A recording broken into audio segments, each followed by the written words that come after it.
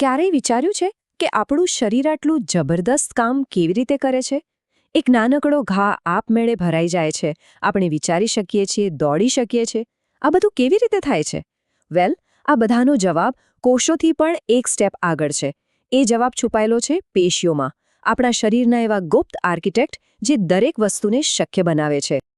આપણા શરીરને એક બિલ્ડિંગની જેમ વિચારો. કોષો એની ઈંટો છે, પણ શું ખાલી ઈંટોના ઢગલાથી બિલ્ડિંગ બને? ના બને, રાઈટ? એ ઈંટોને જોડીને દિવાલ બનાવવી પડે. બસ, આ દિવાલો છે આપણી પેશીઓ. અને પછી આ પેશીઓ ભેડી મળીને અંગો એટલે કે રૂમ્સ બનાવે છે. અને એમાંથી જ આપણું આખું શરીર એટલે કે આખી બિલ્ડિંગ તૈયાર થાય છે. તો પછી એક કોષ અને પેશીમાં ફરક શું છે? સિમ્પલ છે. એક કોષ એકલો કારીગર છે જે એક જ કામ કરી શકે, પણ પેશી એ તો એવા હજારો કારીગરોની એક ટીમ છે જે સાથે મળીને એક મોટું મિશન પાર પાડે છે. અને આ ટીમવર્ક જ આપણા શરીરને આટલું પાવરફુલ બનાવે છે. વિજ્ઞાનની ભાષામાં આ છે પેશીની પરફેક્ટ વ્યાખ્યા. પણ ચાલો એને એકદમ સરળ કરી દઈએ. આનો મતલબ એ છે કે એક જ બ્લુપ્રિન્ટમાંથી બનેલા અને એક જ કામ કરવા માટે તૈયાર થયેલા કોષોનો એક ઓર્ગેનાઇઝ્ડ ગ્રુપ. બસ આટલું જ યાદ રાખવાનું છે. તો આજે આપણે શું જાણવાના છીએ? આપણે પેશીઓના બેઝિક્સથી શરૂ કરીશું. પછી શરીરની 4 મુખ્ય ટીમ એટલે કે 4 પ્રકારની પેશીઓને મળીશું. અને છેલ્લે જોઈશું કે આ બધી ટીમો સાથે મળીને કેવી રીતે કામ કરે છે. અને સૌથી મજાની વાત શું છે ખબર છે? આપણા શરીરમાં અબજો કોષો છે, પણ એ બધાને ફક્ત 4 જ મુખ્ય પ્રકારની પેશીઓમાં વહેંચી શકાય છે. હા, ફક્ત 4. આ 4 માસ્ટર ડિઝાઇન પર જ આપણું આખું શરીર ટકેલું છે. ચાલો તો પછી આ ટીમના સભ્યોને મળીએ. આપણી પહેલી ટીમ છે અધિચ્છદીય પેશી. આને તમે શરીરની પેકેજિંગ અને વોલપેપર ટીમ કહી શકો. એ આપણી ચામડી તરીકે શરીરને બહારથી ઢાંકે છે અને પેટ કે ફેફસા જેવા અંગોને અંદરથી કવર કરે છે. ટૂંકમાં એ દરેક વસ્તુને પોતાની જગ્યાએ અને સુરક્ષિત રાખે છે. પણ ઊભા રહો, આ કોઈ સાદી દિવાલ નથી. આ તો એકદમ સ્માર્ટ દિવાલ છે. ચામડી પર એ બખ્તર બનીને રક્ષણ આપે છે. આંતરડામાં એક ગેટકીપર બની જાય છે જે પોષક તત્વોને અંદર આવવા દે છે. અને ગ્રંથિઓમાં તો એ પરસેવો કે હોર્મોન્સ બનાવતી ફેક્ટરી બની જાય છે. અહીંયા કુદરતની ડિઝાઇનનો કમાલ તો જુઓ. ફેફસામાં જ્યાં હવાની ફટાફટ આપ-લે કરવાની છે ત્યાં કોષો એકદમ પાતળા છે, લાદી જેવા. અને આંતરડામાં જ્યાં વધુમાં વધુ શોષણ કરવાનું છે ત્યાં કોષો ઊંચા સ્તંભ જેવા છે, જેથી વધુ જગ્યા મળે. મતલબ કે જેવું કામ એવો આકાર. ચાલો હવે મળીએ આપણી બીજી ટીમને, સંયોજક પેશી. જો અધિચ્છદીય પેશી શરીરનું વોલપેપર હોય, તો સંયોજક પેશી એનું સિમેન્ટ અને સ્ટીલનું ફ્રેમવર્ક છે જે બધું જ જોડીને રાખે છે. એના વગર તો આપણું શરીર કદાચ એક ઢગલો બનીને રહી જાય. આ પેશી તો આપણા શરીરનો ઓલરાઉન્ડર છે. એના કામમાં એટલી બધી વિવિધતા છે કે તમે વિચારતા રહી જાઓ. એ હાડકાં બનીને શરીરને મજબૂત ટેકો આપે છે, લોહી બનીને ઓક્સિજનની ડિલિવરી કરે છે અને ચરબી બનીને ઊર્જાનું સ્ટોરેજ પણ કરે છે. આ ચાર્ટ ખરેખર અદ્ભુત છે નહીં?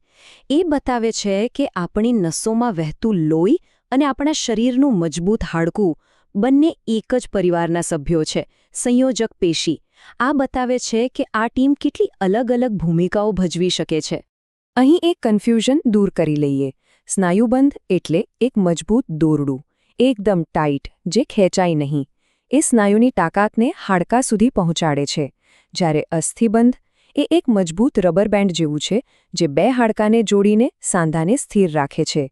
બંને જરૂરી છે, પણ બંનેના કામ અલગ છે. અને હવે આવે છે આપણી ત્રીજી અને સૌથી ડાયનામિક ટીમ, સ્નાયુ પેશી. જીવન એટલે ગતિ, બરાબર ને?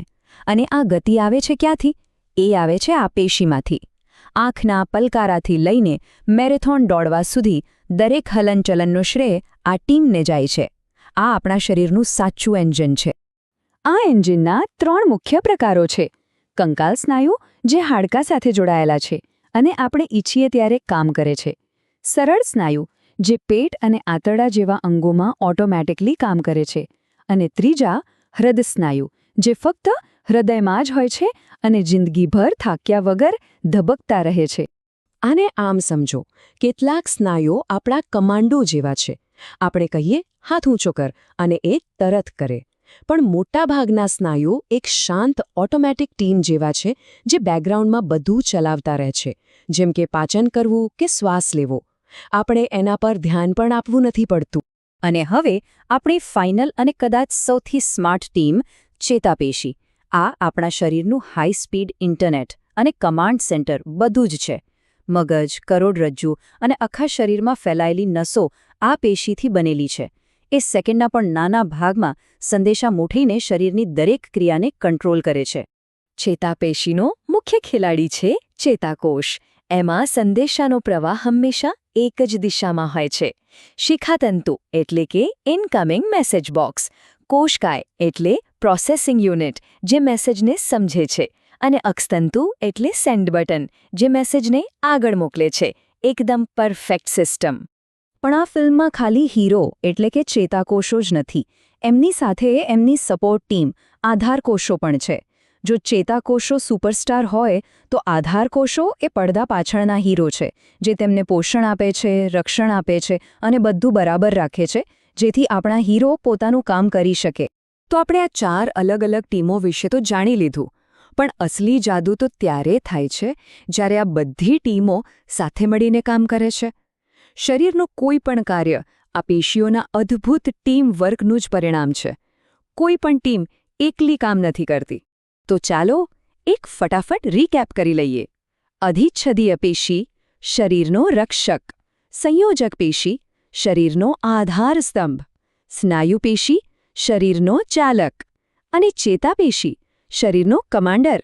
આ ચારે મળીને જે બનાવે છે એ જ તો આપણું શરીર છે. અને આ જ સૌથી મહત્વની વાત છે. આ બધું આટલું જરૂરી કેમ છે? કારણ કે પેશીઓ વગર અંગો ના બને. અને હૃદય, મગજ, ફેફસા જેવા અંગો વગર આપણું શરીર શરીર જ ના રહે. પેશીઓ જ આપણા જેવા જટિલ જીવોને શક્ય બનાવે છે. તો ચાલો આ વાત પૂરી કરીએ એ પહેલાં 1 મિનિટ માટે વિચારો. અત્યારે આ જ સેકન્ડે તમારી ચેતાપેશી આ માહિતીને પ્રોસેસ કરી રહી છે, તમારી સ્નાયુ પેશી તમને શ્વાસ લેવામાં મદદ કરી રહી છે, અને તમારી સંયોજક પેશી તમને સીધો ટટ્ટાર બેસવાનો આધાર આપી રહી છે. આ કોઈ એક ક્રિયા નથી. આ તો અબજો કોષોની એક સિમ્ફની છે જે 4 અદ્ભુત પેશીઓમાં ગોઠવાઈને પરફેક્ટ તાલમેલમાં કામ કરી રહી છે. આપણે ખરેખર એક અદ્ભુત મશીનમાં રહીએ છીએ.